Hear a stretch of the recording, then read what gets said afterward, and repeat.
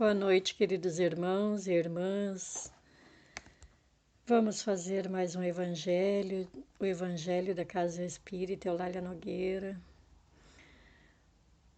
O Evangelho de amor, de esperança e de muita fraternidade. O Evangelho de Jesus.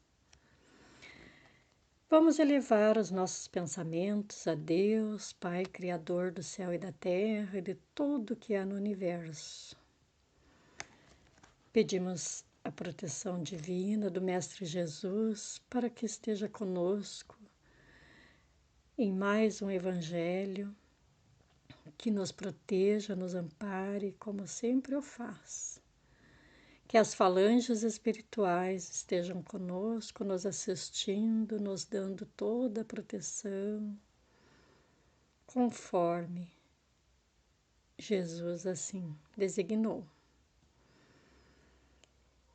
Obrigada, Senhor, por mais este Evangelho, por mais este ensinamento, e que seja feita a Tua vontade e não a nossa.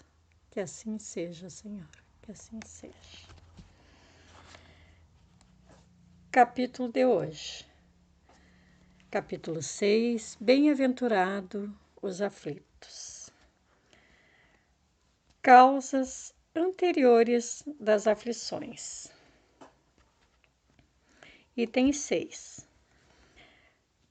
Mas se há males dos quais o homem é a causa primeira nesta vida, há outros, pelo menos na aparência, que lhe são completamente estranhos e que parece atingi-lo como por fatalidade.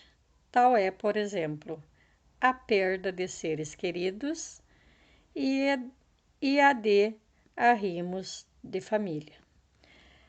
Tais são ainda os acidentes que nenhuma providência poderia impedir. Os reveses de fortunas que frustraram todas as medidas de prudência. Os flagelos naturais e as enfermidades de nascimento, sobretudo aquelas que tiraram aos infelizes os meios de ganhar sua vida pelo trabalho, como as deformidades, a idiotia, o cretinismo e etc. Aqueles que nascem em semelhantes condições seguramente nada fizeram nesta vida para merecer uma sorte tão triste, sem compensação, que não podiam evitar importantes para mudarem por si mesmos e que os coloca à mercê da comiseração pública. Por quê?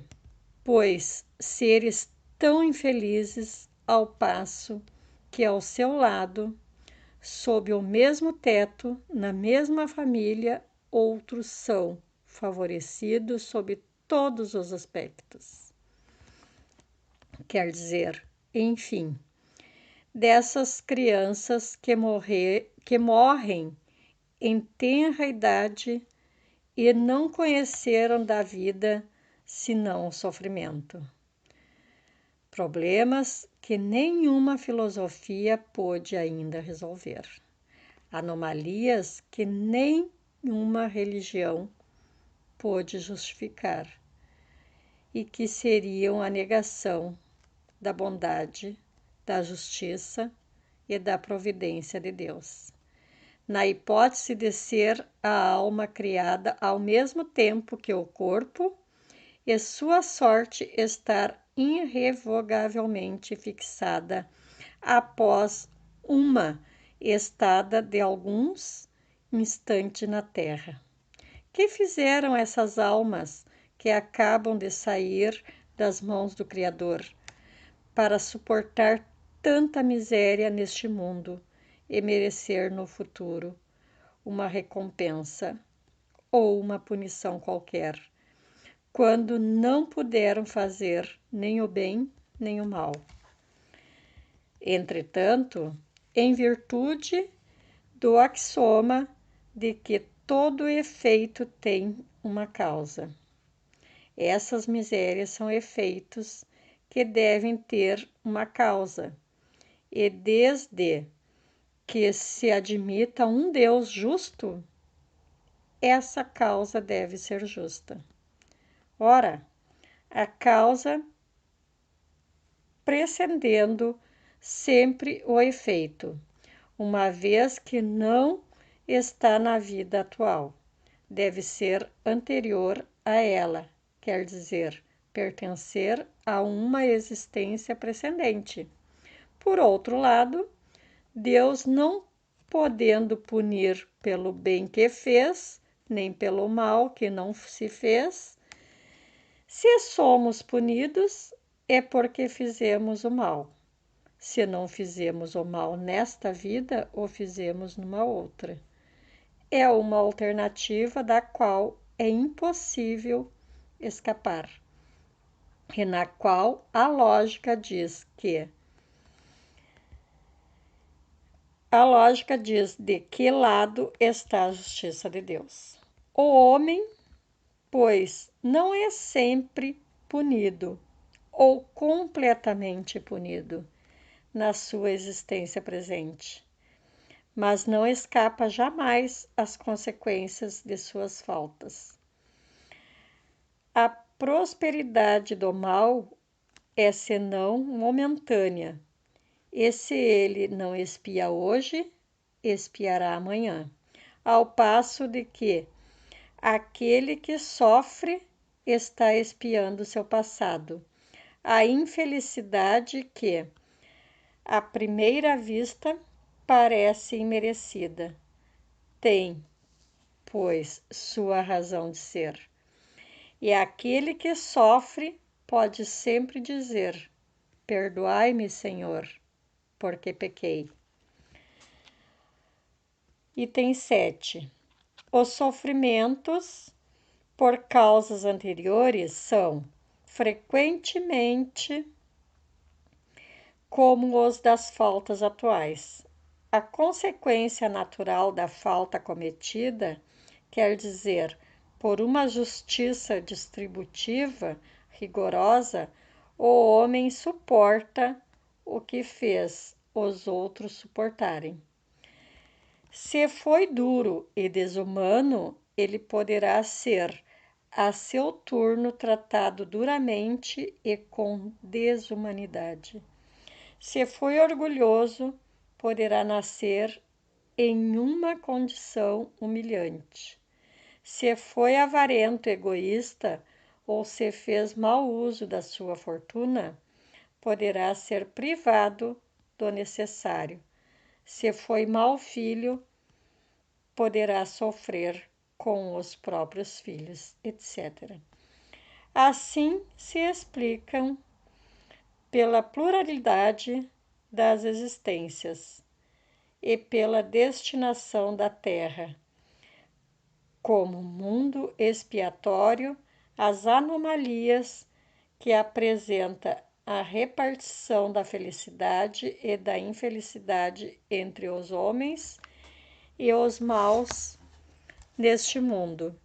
Essa anomalia não existe em aparência, senão porque considera sob o ponto de vista presente, mas se eleva pelo pensamento, de maneira a abranger uma série de existência, ver-se-á que cada um recebe a parte que merece, sem prejuízo a que lhe é dada, no mundo dos espíritos, e que a justiça de Deus jamais é interrompida, o homem não deve jamais perder de vista que está sobre um mundo inferior, onde não é mantido senão pelas suas imperfeições.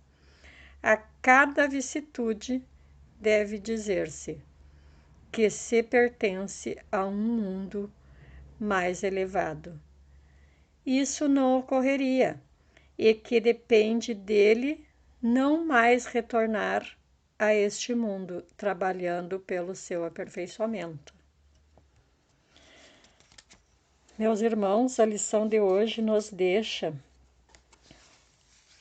uma reflexão aonde tudo que fomos e que fizemos tem um retorno. É a lei do retorno, a lei da ação e reação. Tudo que fizemos retornará para nós. Se fizermos o bem, retornará o bem para nós. Se nós fizermos o mal retornará a nós, seja nesta, na existência anterior ou na que estará por vir. Mas nada fica sem punição, ninguém fica sem ser punido. Seja rico, seja pobre, seja quem quer que seja. As nossas dívidas são nossas, não são de ninguém. Não podemos passar para ninguém. Não tem como a mãe assumir a dívida de um filho, nem o filho assumir a dívida da mãe. Então, meus irmãos, o que nos serve como expiação aqui nesse mundo é que nós estamos expiando. Se nós hoje estamos bem, é porque na vida anterior fomos bons, né? Se passamos por algumas coisas, passamos, seja dor, seja sofrimento, passamos com resiliência, com sabedoria. Não nos arrenegamos, não façamos as perguntas por que eu, por que comigo, porque se estamos passando é porque devemos passar. É nossa, é o nosso fardo. E Deus jamais te dará um fardo maior do que você pode carregar. Então, meus irmãos, a gente tem aqui no livro de estudo que é o roteiro sistematizado, eu peguei aqui umas perguntas que diz assim, ó: de que natureza são as causas que dão origem às aflições do homem? Podemos classificá-las em dois grupos: as aflições cujas causas primárias é o próprio homem e aquelas que, pelo menos na aparência, escapam totalmente à sua influência e parecem atingi-los como por fatalidade. Há, portanto, os reveses e acidentes que o homem provoca com sua irresponsabilidade e imprudência, e outros que nenhuma previsão poderá impedir. Como podemos explicar a felicidade de uns e o padecimento de outros, sem negar a justiça e a bondade de Deus, procurando as causas anteriores que lhes deram origem e que, se não podem ser encontradas na presente existência, deve ser buscada em existências passadas? Deus a ninguém pune sem justiça, sem justa causa.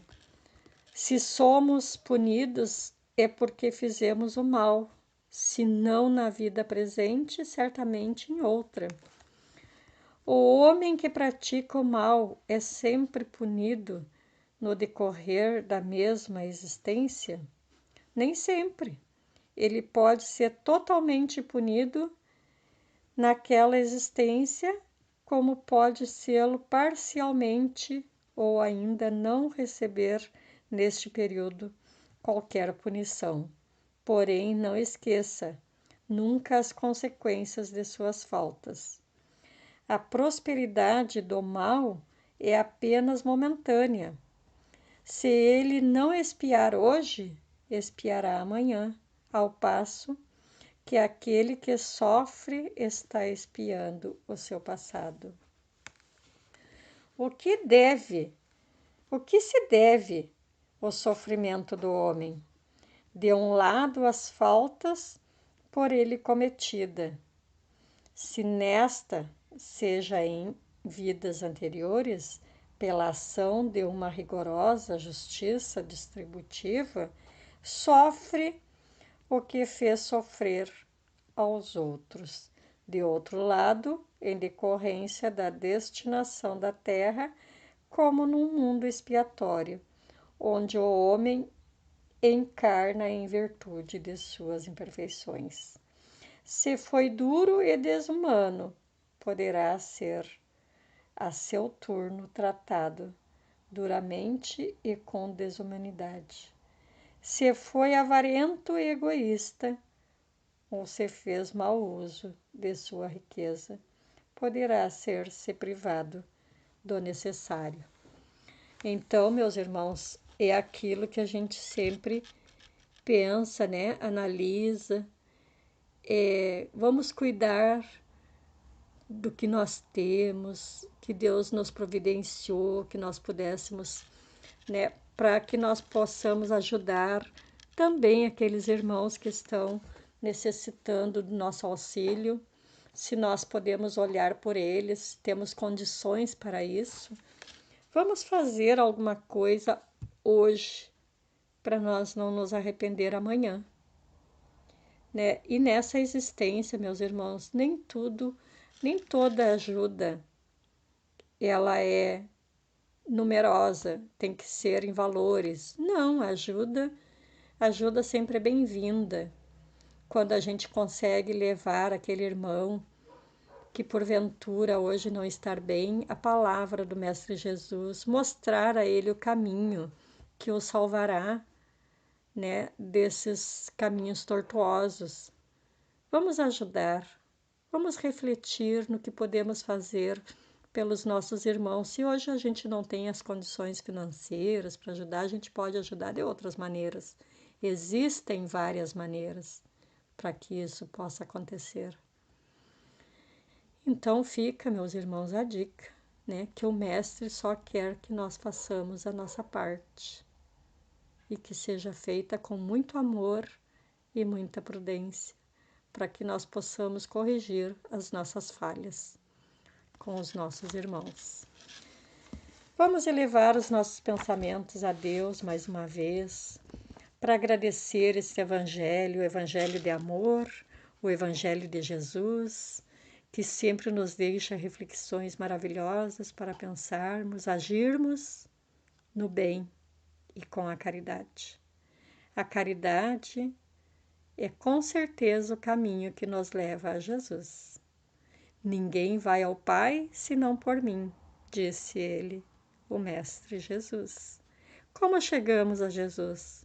Fazendo a nossa parte com a caridade. Caridade com amor. Caridade de coração. Senhor, agradecemos por tudo que o Senhor tem nos ensinado. Agradecemos por essa doutrina maravilhosa que é o Espiritismo, que nos esclarece, que nos fortalece e nos consola cada vez que precisamos compreender as lições que nos chegam todos os dias. Senhor, cada vez mais confiante e sabendo que estamos no caminho certo, queremos agradecer por tudo que o Senhor tem nos oferecido, todo o amor, todo o amparo nesta vida, nessa existência e em outras também. Mas como eterno pedintes que somos, Senhor, quero te pedir que o Senhor auxilie, que o Senhor esteja oferecendo a tua mão àqueles irmãos que hoje necessitam, que porventura estão no caminho diferente. Digamos que eles não te encontraram ainda, Senhor, mas que eles te recebam, que eles te sintam a tua presença, que eles sintam que estão amparados por ti, seja onde quer que estejam, Pai. Pedimos também por todos aqueles nossos irmãos que sofrem de alguma doença física em seu corpo físico, seja nos hospitais, seja nas suas casas, seja onde quer que eles estejam, que conforme o merecimento de cada um, que eles sejam tratados e quem sabe até curados com a tua bênção, com o teu poder, com a sua proteção. Pedimos, Pai, que coloque em nossas águas, nas mesas, nas partilheiras, em todas as mesas que tiveram um copo d'água, uma garrafa d'água, que seja colocada a medicação necessária para cada um desses lares que hoje recebe o teu evangelho de amor, que recebam a medicação, seja anti-inflamatório, seja antibiótico, seja o calmante necessário para as dores e infortúnios que cada um esteja precisando. Que eles recebam, Senhor, com muita gratidão em seus corações, que eles entendam que ali está a tua medicação, pois tu tens o poder, tu podes curar qualquer um que confiar que tu estás aqui agora. Obrigada, Mestre Jesus, por me fortalecer cada vez mais com o teu carinho, com o teu amor. E assim eu repasso a todos os irmãos que estão escutando este Evangelho, que tu estás conosco, que tu nunca esteve longe de nós e não estará. Graças te damos, Pai, e que seja feita a tua vontade e não a nossa. Obrigada, Senhor, muito obrigada, e que assim seja.